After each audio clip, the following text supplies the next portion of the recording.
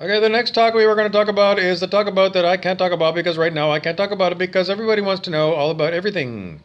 And then when I go to talk about it, it's not there. So I can't talk about anything but air. Why do I talk about air? Because in the end, it's all air. It's all hot air, is it? I don't know. Yes, no, I can't help you out. I don't know. I was going to talk to you about the nature of. No, I can't talk to you about that because it's very difficult. Because in the end, I don't know.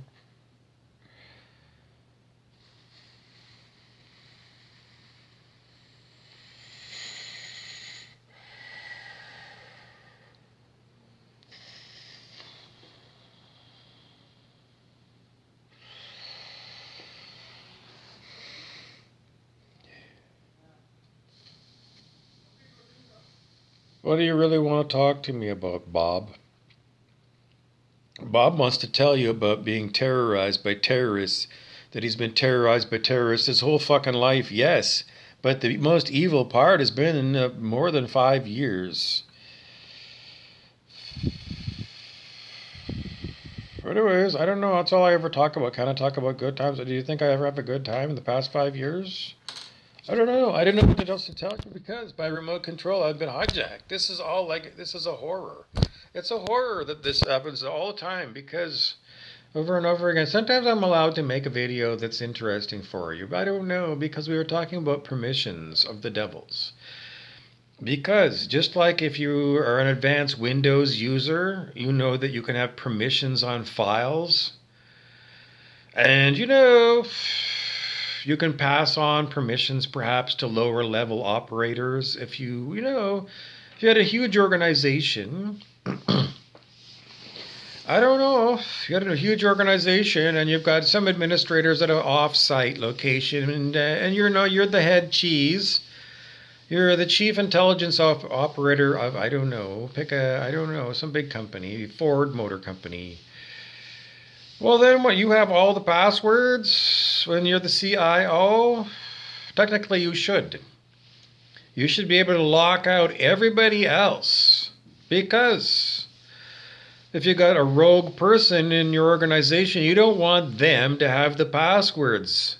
You're the chief intelligence officer. Yes, you need to have the ability to lock everybody out, including the administrators. Everybody should be able to be locked out of the system of your company. By you. Well, I'm sorry. I know no, you. Because you're the head computer guy. I know. Well, I'm sorry, but in the end, what's he going to do? What? The president? Okay, well, let's just call it the nuclear football of the company.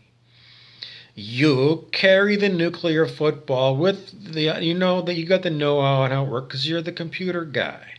And in the end, the president, I don't know, chairman of the board, who is higher in ranking?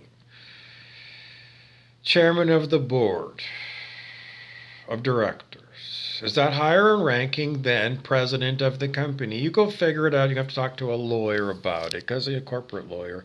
I'm not. I can't give you an answer. I'm an MBA. I'm going to tell you it probably in the documentation of I don't know because the devil's trying to talk through me and tell you that it doesn't know either. Who hires the president?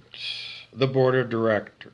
Yes. So who's the highest of the board of directors? The chairman. Yes. So the highest ranking person in a company is the chairman of the board of directors. It appears to be so.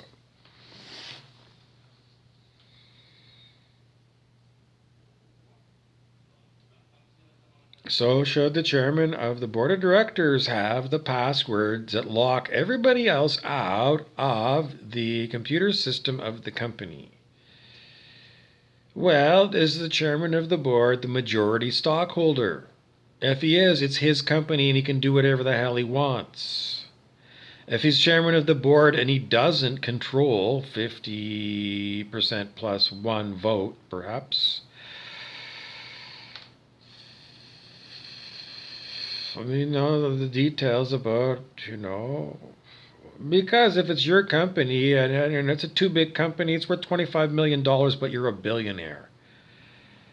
It's chump change.